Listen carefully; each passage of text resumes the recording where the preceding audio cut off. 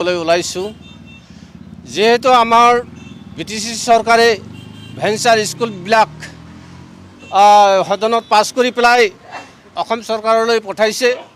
গতিকে আজি বহুত দিন হ'ল অসম চৰকাৰে আমাক এতিয়ালৈকে কোনো ধৰণৰ কোনো এটা আমি সুসূত্ৰ নোপোৱাৰ কাৰণে আমি অলপ ক্ষোভ আৰু দুখিত হৈ উঠিছোঁ। কাৰণ বিটিচি চৰকাৰে আমাক যথেষ্ট কাম কৰিছে, কিন্তু অসম চৰকাৰে এতিয়ালৈকে তেওঁলোকৰ টেবুলতে ৰাখিছে। ইলেকশ্যনৰ এতিয়া 15 তাৰিখত কোড অফ কণ্ডাক্ট লাগিব। কোড অফ কণ্ডাক্ট লাগিলেতো আমাৰ স্কুলবিলাকতো এতিয়া হোৱাৰ সম্ভাৱনা নিশ্চয় তাকৰ যেন দেখা পাইছোঁ। সেয়েহে আজি আমি অসম চৰকাৰক আমি সকীয়াই দিব বিচাৰিছোঁ যে বিটিচিৰ যিহেতু আপোনালোকৰ লগত আলোচনা মৰ্মে এই বিলটো পাছ কৰা হৈছিল, গতিকে আপোনালোকে টেবুলত নৰখাকৈ 13 তাৰিখৰ ভিতৰত আমাৰ এই বিলটো পাছ কৰিব লাগিব।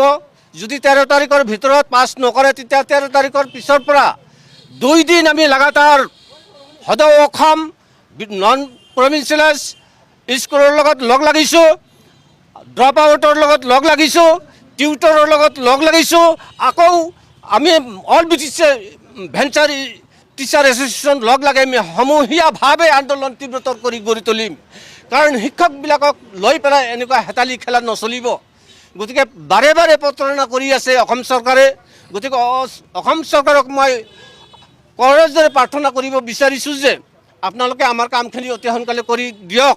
কাৰণ আমাৰ যিহেতু বয়স মানে 2-1 বছৰ আছে কিছুমানৰ, গতিকে তেওঁলোকে মানে পাৰ হৈ যাব এতিয়া। গতিকে আপোনালোকে এই বয়স থকালৈকে আপোনালোকৰ কামখিনি কৰি দিয়ক। আপোনালোকে কৰি দিলে আপোনালোকৰ লগত আছোঁ, আৰু যদি কাম কৰি নিদিয়ে তেতিয়াহ'লে আমি বেলেগ এটা ব্যৱস্থা ল'ম। এইখিনিয়ে মই আজি প্ৰেছ বিবৃতিৰ যোগে মই জনাই দিলোঁ। ধন্যবাদ। All BTC venture elementary teachers এছ'চিয়েশ্যনৰ ফালৰ পৰা আমি এইকাৰণেই সংবাদমেলৰ আয়োজন কৰিছোঁ যে যোৱা 11 তাৰিখত আমাৰ বিটিচি অঞ্চলৰ যিমান ভেঞ্চাৰ বিদ্যালয় আছে এইখিনি প্ৰভিঞ্চিয়েলাইজ কৰাৰ কাৰণে ৰাজ্য চৰকাৰৰ অনুমোদন সাপেক্ষে, ৰাজ্যপালৰ অনুমোদন সাপেক্ষে আমাৰ বিটিচি এছেম্বলিত আইনটো উত্থাপন কৰিছে বা বিলটো উত্থাপন কৰিছে। আৰু ইয়াত শাসক বিৰোধী সকলোৱে একমত হৈ বিলটো পাছ কৰি দিছে। আৰু আমি জানো আমাৰ এডুকেশ্যন ইএমৰ পৰা আমি শুনিছোঁ যে 12 তাৰিখৰ দিনাই বিটিচিৰ পৰা ৰাজ্য চৰকাৰলৈ এই বিলটো প্ৰেৰণ কৰিছে।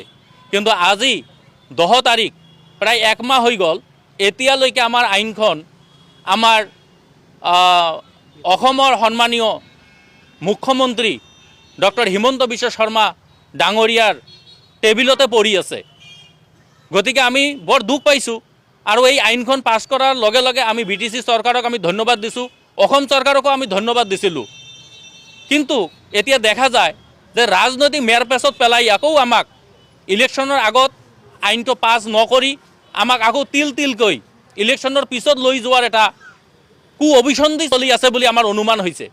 গতিকে আজি সংবাদমেলৰ জৰিয়তে আমি অসম চৰকাৰক অনুৰোধ কৰিছোঁ, কাতৰভাৱে অনুৰোধ কৰিছোঁ যে মাননীয় মুখ্যমন্ত্ৰী মহোদয়, আপুনি অতি শীঘ্ৰেই আপোনাৰ সন্মানৰ খাতিৰত ভেঞ্চাৰ বিদ্যালয়বিলাকৰ এই নিষ্পেষিত, লাঞ্ছিত, বঞ্চিত শিক্ষকসকলৰ ন্যায় নিৰাপত্তাৰ কাৰণে যিহেতু আপোনালোকে পাৱাৰ দিছিল বিটিচি চৰকাৰক, ইহঁতৰ পাৱাৰ ইহঁতে দেখুৱাই দিছে, ইহঁতে কাম কৰিছে। এজন তেখেতৰ বলিষ্ঠ নেতৃত্বত, হাগ্ৰামা মহিলা ৰিচাৰৰ বলিষ্ঠ পদক্ষেপত এই বিলটো পাছ হৈছে।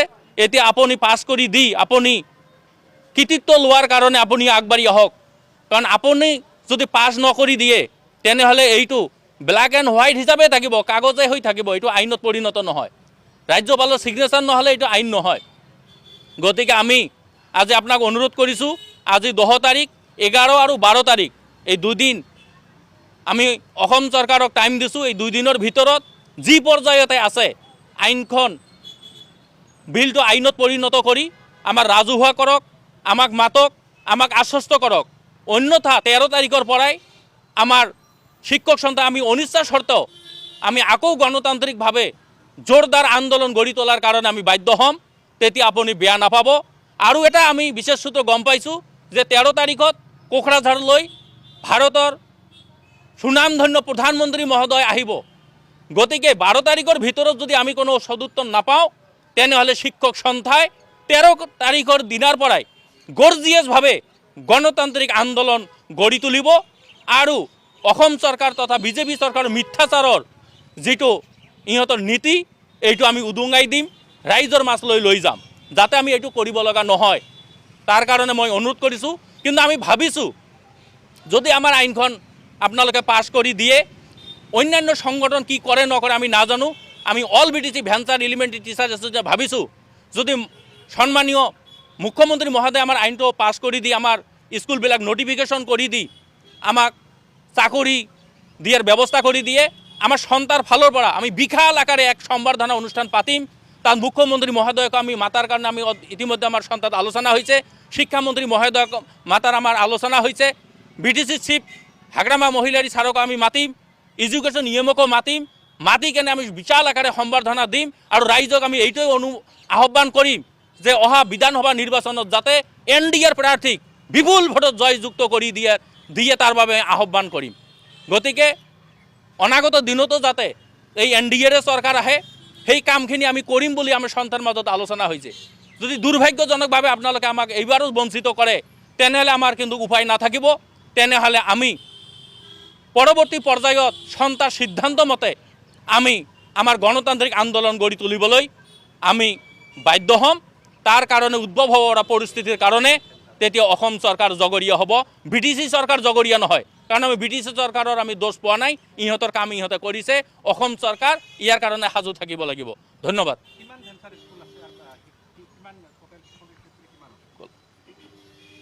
এতিয়া আমাৰ যিটো বিল ইয়াত আমাৰ পাছ কৰিছে সেইমতে মই টোটাল ফিগাৰটো মই আপোনাক কৈ আছোঁ যে এই আইনত টোটাল 5216জন টিচাৰ বা নন টিচিং ষ্টাফ লৈ এই বিদ্যালয়খিনি প্ৰাদেশিকৰণ কৰা হ'ব বুলি এই বিলত আছে। 5216জন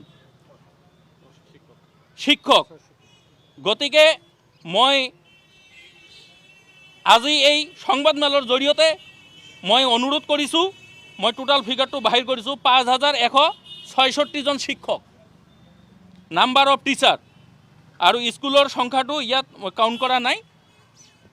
টোটাল পোষ্ট হৈছে 5166জন।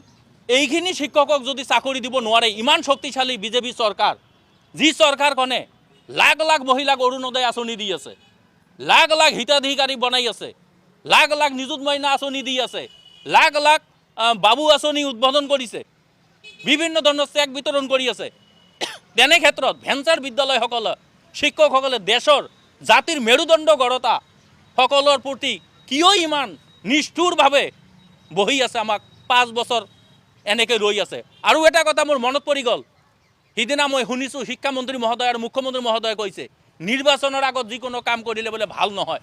আপোনালোকে কিয় ঠেলি ঠেলি নিৰ্বাচনৰ আগত আনিলে? আপোনালোকৰ ইলেকশ্যনৰ মেনুফেকচাৰ কি আছিলে? আপোনালোকে কৈছিল 180 কিলোমিটাৰ স্পীডত ভেঞ্চাৰৰ কাম কৰিম।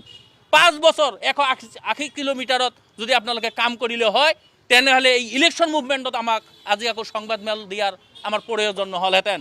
আপোনালোকে ঠেলি ঠেলি ইলেকশ্যনৰ আগত আনিছে, আকৌ এতিয়া প্ৰতাৰণা কৰি আপোনালোকে ভোট ল'ব, আকৌ জিকি যোৱাৰ পিছত আকৌ এনেকৈ ঠেলি ঠেলি আৰু 5 বছৰ শুই থাকিব, আকৌ নিৰ্বাচনৰ আগত এনেকৈ ভেঞ্চাৰ স্কুল লোৱা হ'ব বুলি আপোনালোকে জাহিৰ কৰিব, প্ৰফাৰ্মা বিতৰণ কৰিব। এইটোৱেই চলি আছে। আজি আমি 20-25 বছৰ ধৰি আমি এইটো দেখি আছোঁ। এইটো বৰ দুৰ্ভাগ্যজনক, গৰিহণাযোগ্য।